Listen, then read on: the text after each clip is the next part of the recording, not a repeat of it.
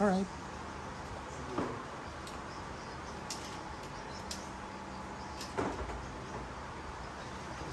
Yes. So this is officially our on-site inspection for our pilot for the homes. As we shared with you yung inspection plan yung Tuesday, all of the areas on the target credits, we listed them down there. Kasi for on-site inspections, the intent is just to validate your strategies that you included, to have a visual inspection if it's there or not. And we experienced din naman yung previous on-site inspection. It's more about yung just observation, validation.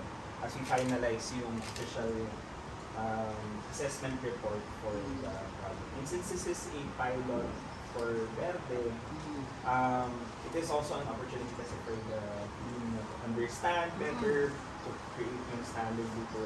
So when it is used by other homes, we have clear na examples of how it's done. We'll also ask permission if we can take photos throughout the inspection. So in terms of the process, we take a review on where we start and where we end. Typically, ang on-site inspection namin parang half a day to a whole day, but since this is a smaller project, I'm thinking about within an hour we're already done for the inspection. Well, honestly, bababaan natin pinaka-basement. Joke. Mga 5 levels. In terms of the initial review kasi sa documentation, wala namang major na questions yung team about the submission. So it's, again, yung for the inspection, it's more about validation ng I guess ang opportunity lang here then is if you have questions, when we go around, I hope you don't mind that we ask questions about the different strategies. All of them will be reflected in our on-site inspection report, then later on included in the formal assessment report for the project. Again, since this is a pilot, we don't separate yung design and construction requirements anymore. This will be reflected in one report for the round 1 assessment for the project. Then yung findings, the team will, of course, will not provide feedback during the inspection. Of course, yun nga, puro questions ang typically what we bring during the on-site inspection. The official outcomes will be reflected in the official assessment report. Feel free to ask questions and from the team. We will answer as much as we are allowed to answer. Makabuti na yung 5 o'clock na when we ask. And I guess that's essentially the intent of the inspection. Okay, so good morning. First of all, welcome to our humble green home. I'll run through now. So the purpose of the presentation that we prepared is to also have an overview. No? Of course, iba kasi yung document na online that we submitted. Iba yung actual the story behind na share. So along the presentation, tsaka ako nagpakilala yung team kasi we have an organizational chart.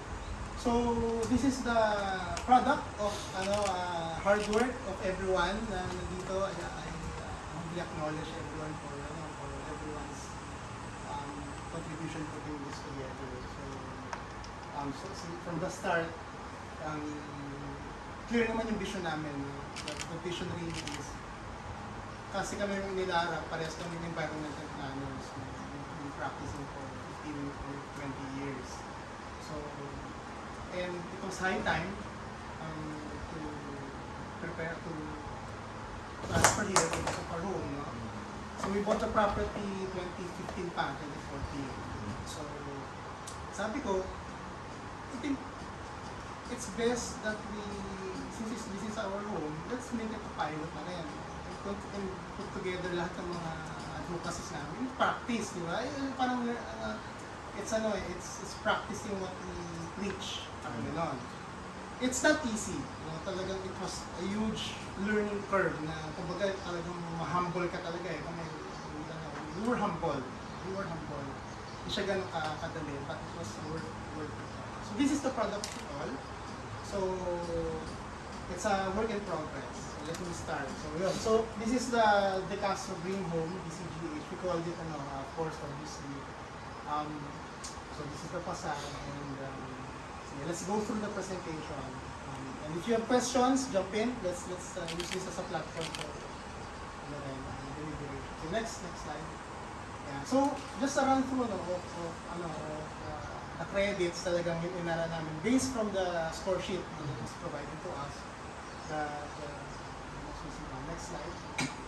So this is a summary. Of course, our target is from our self-assessment. We're hoping to get the highest rating as possible. Of course, being the pilot also. And we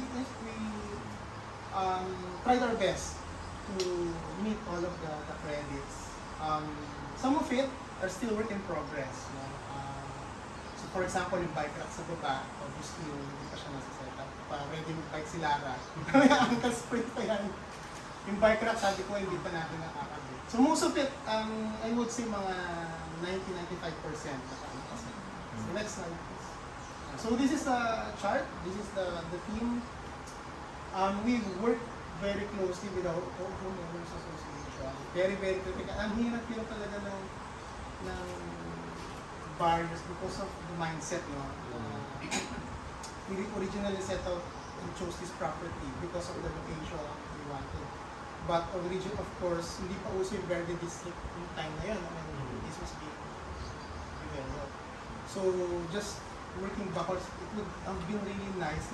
Yung whole, pala, na Verde District, mas mapapadali yung certification. So, we wanted them to be closely in touch with us. Kasi we want to step by step back na maano na sila. It was challenging, but they were open naman.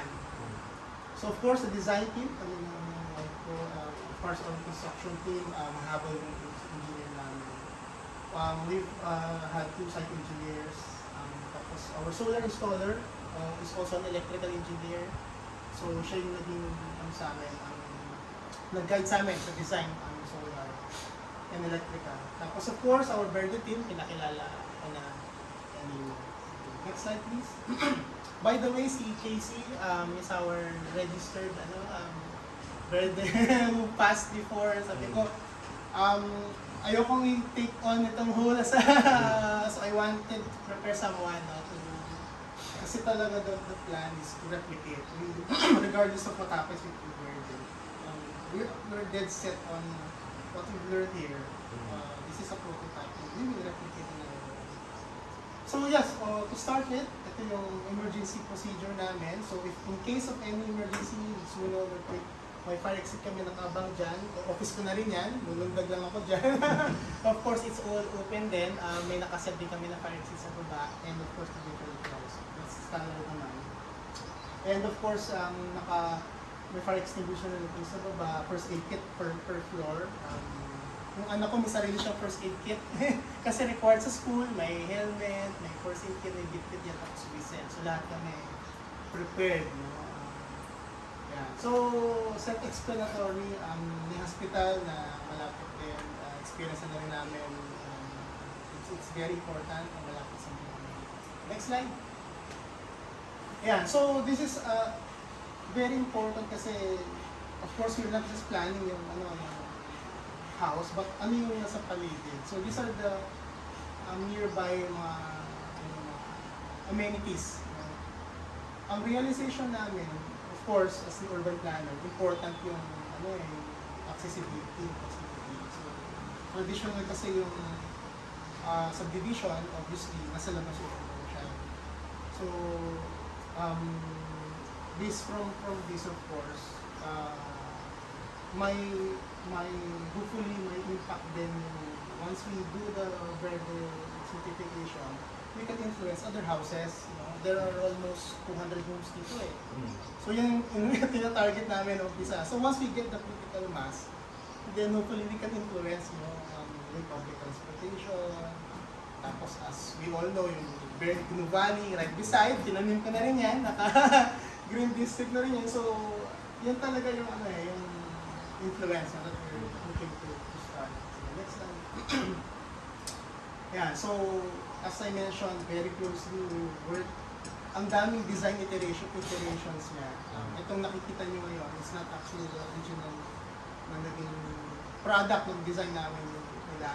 But because of the standards ng subdivision, for example, yung height limit, it limited our for solar. No? So we had to think paano namin siya ma-accommodate yung solar at the same time ma-height limit natin. So tapos pinagbawalan din nila yung breeze blocks. Gusto nila yung traditional na hollow blocks na CFC sa subdivision.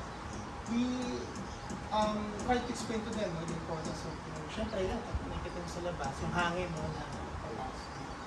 So lang tayo, those are just examples. This is Engineer Ana, yung head ng COA. And other green materials, no, sobrang hindi nila, so we had to convince. Next slide. So yun, so then, this is the almost as built.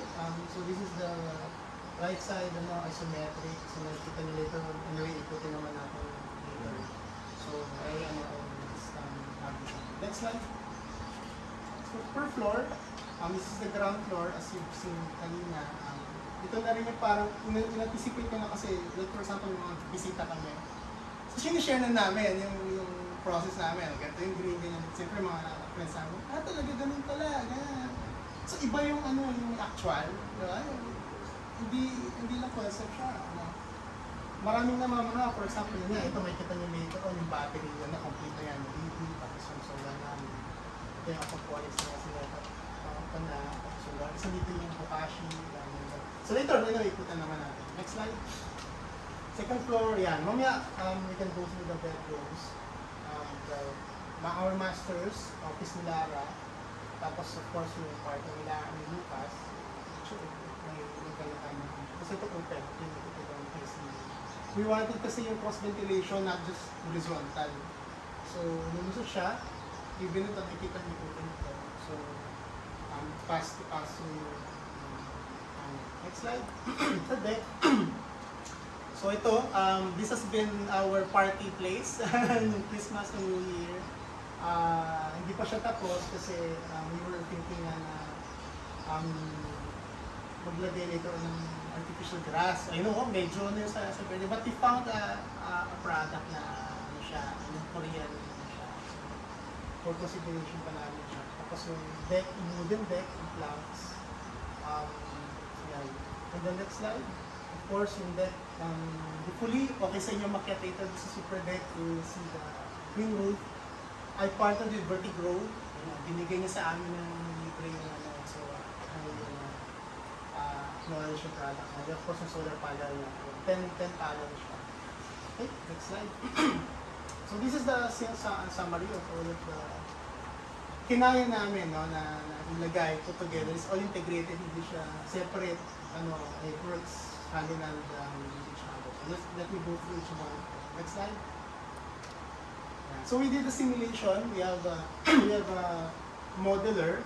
So habang dinidevelop namin yung house, we were, of course, this is yung sunrise eh. So ito yung, we wanted to optimize yung morning sun. Tapos yun yung pinakamainit side. So firewall yun. So yung west sa southern side.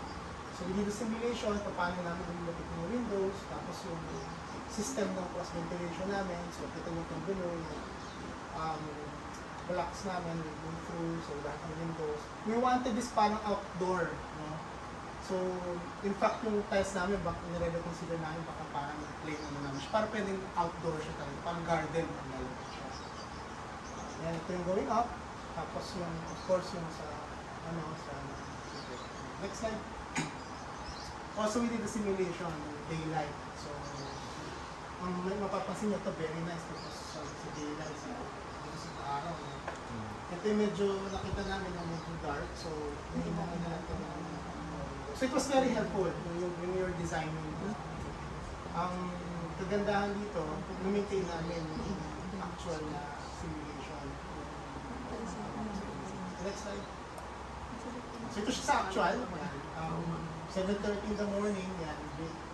pagka ano yan, yung buong araw niya talaga pumapasok siya sa loob. Ito siya, 7 a.m. So later on, of course we're anticipating magkakaroon ng bahay dyan later on. But later on, it will have landscape para yung araw na some of the heat na coming from the sun. Ito, like ito, medyo mainit siya pagka umaga. So magkakaroon kami ng landscape dyan. So maliliit pa yung mga halaman namin. So hindi siya. So it was nice kasi syempre iba yung theory, ito yung practice. Kita mo ngayon how you work with nature and hindi lang yan, 24 hours nandito ka. Ito pala kailangan gawin. Ito pala yung next slide. So ito sa living laboratory. I think that's the point. So ito sa gabi, yan, meron siya.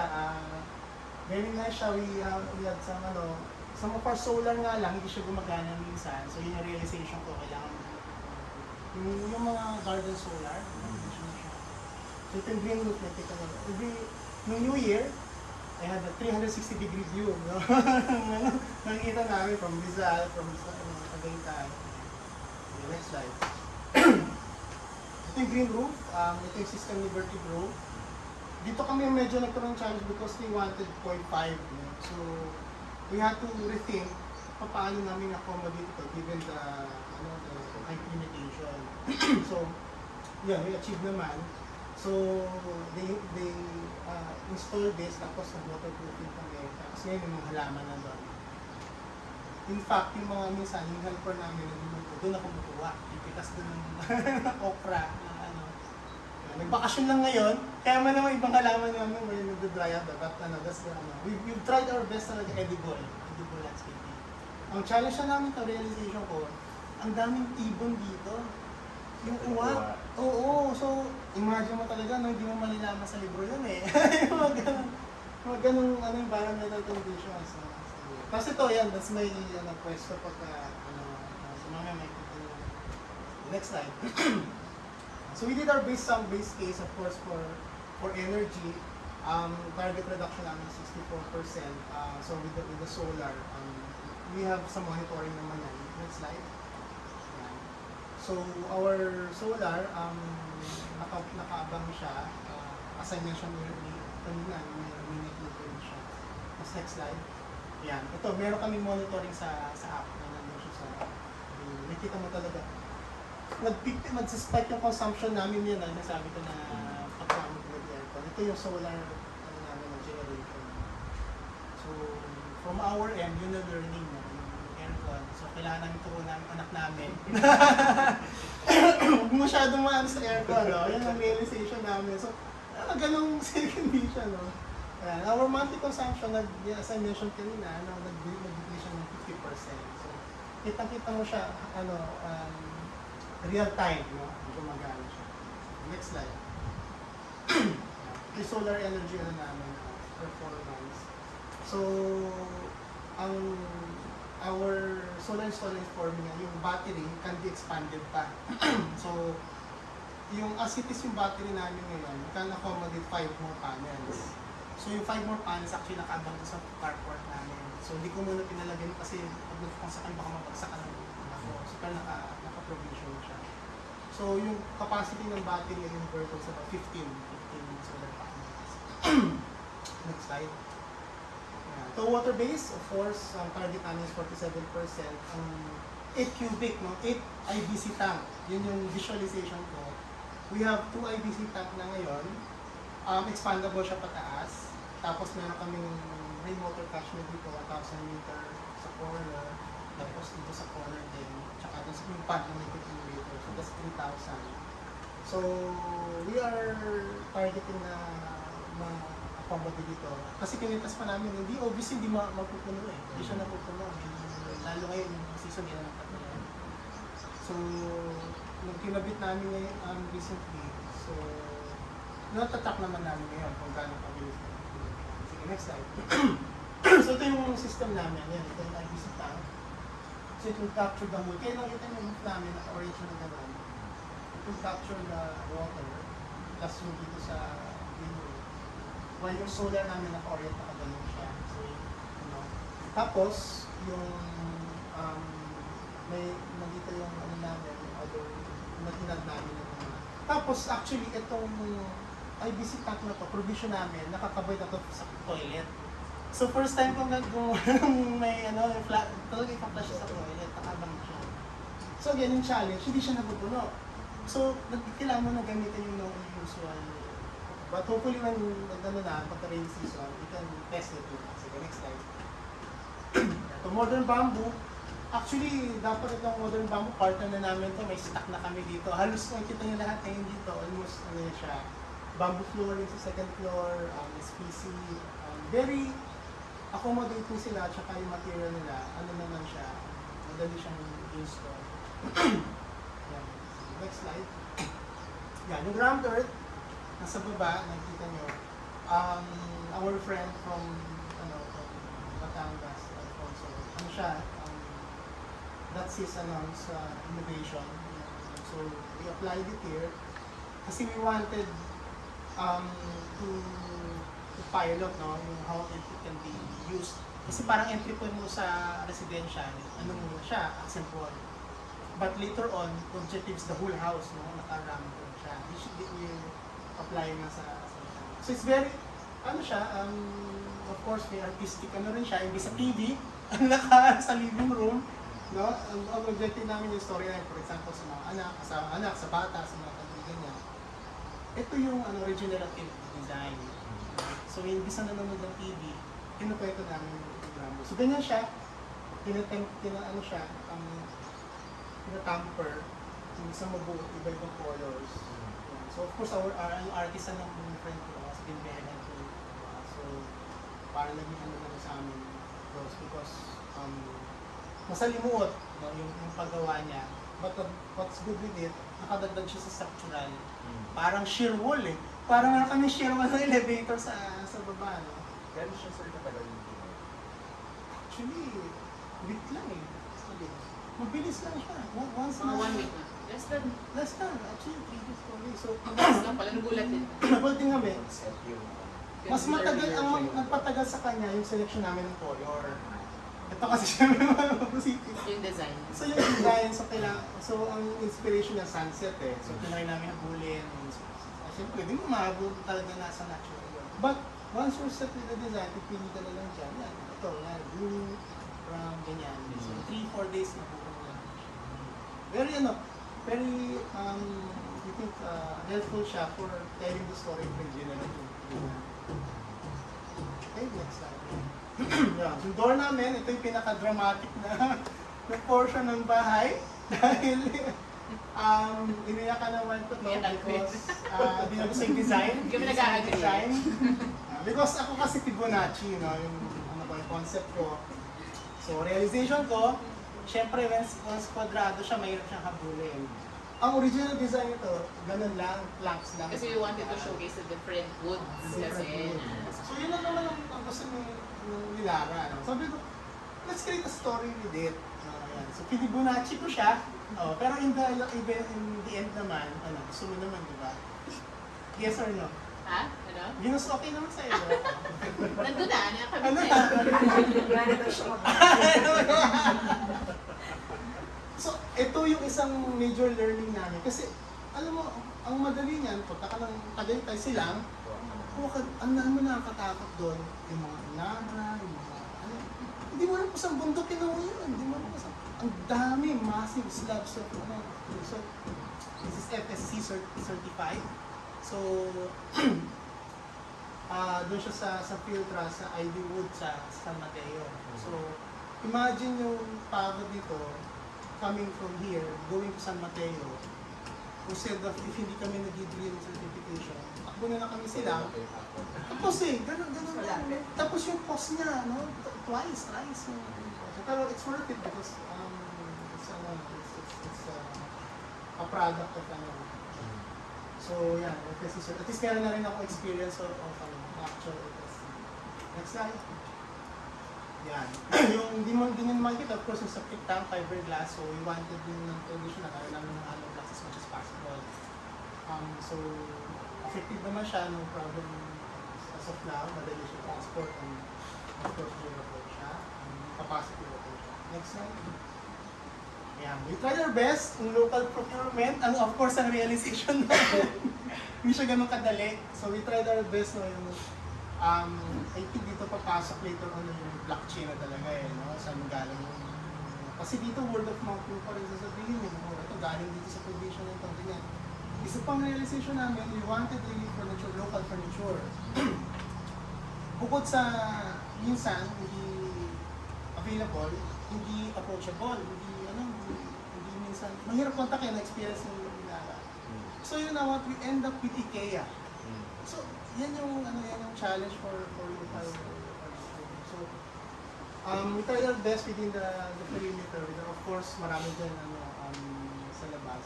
But all in all, makatulong kami, hopefully sa Santa Rosa. Next slide. Yeah, base case, ito din, nahirapan din kami sa waste, but we tried. Because of course, yung contractor, yung engineer kaya mo educate, pero once nandun sa labor, magugulat ka na lang, hinahakot na, tapos, minsan pinatambak kung saan, so medyo malaking education yung kailangan. But from our end, yeah, we tried our best yung kinikilo, tapos ito document, hindi lang namin minsan nahabol, pero it's a huge learning curve. Next slide. Ayan. Ito yung partners, of course, everyone from the start. Dito kami, nakita nyo to. Ito yan. Yan. Aming board. Diyan kami nagko-computation. Ayan, hopefully natuto sila yung computation ng energy, ganyan. So talagang yan, talagang sa work. Nakita nyo even yung computation sa emotions. Dito kami. Almost every week. Ayan, dito kami. Ayan, even yung anak ko. At sinasama na rin namin. Yung kahit nag-ano siya, nag-iPad siya. Ayan, ito with of course the HOA. Ito yung helper namin na nakabakasyon ngayon. Siya yung very influential, very helpful putting together our landscape. Yung ano namin. Yeah, of course our AAC team yung pag-put together ng ano namin walls. Tapos ito yung vertical road. Yan yung sa taon na sa next slide. Nag-set up na rin sila ng QR code. Hindi ko muna pinapublic. Pero naka-ready kami sa social media na kasi we want your education, we want to share what we learned. In fact, when you're putting together the documentation, nakahanda ng Green Book. Green Book or whatever, we plan to publish soon. Within the year or whatnot. Yung bang lessons namin, parang journal kasi siya. Yeah. So next slide. So ito yung share ko na video. Yeah. Para lang before tayo makikita kayo ng overview. Isa rin ito yung paano sa taas.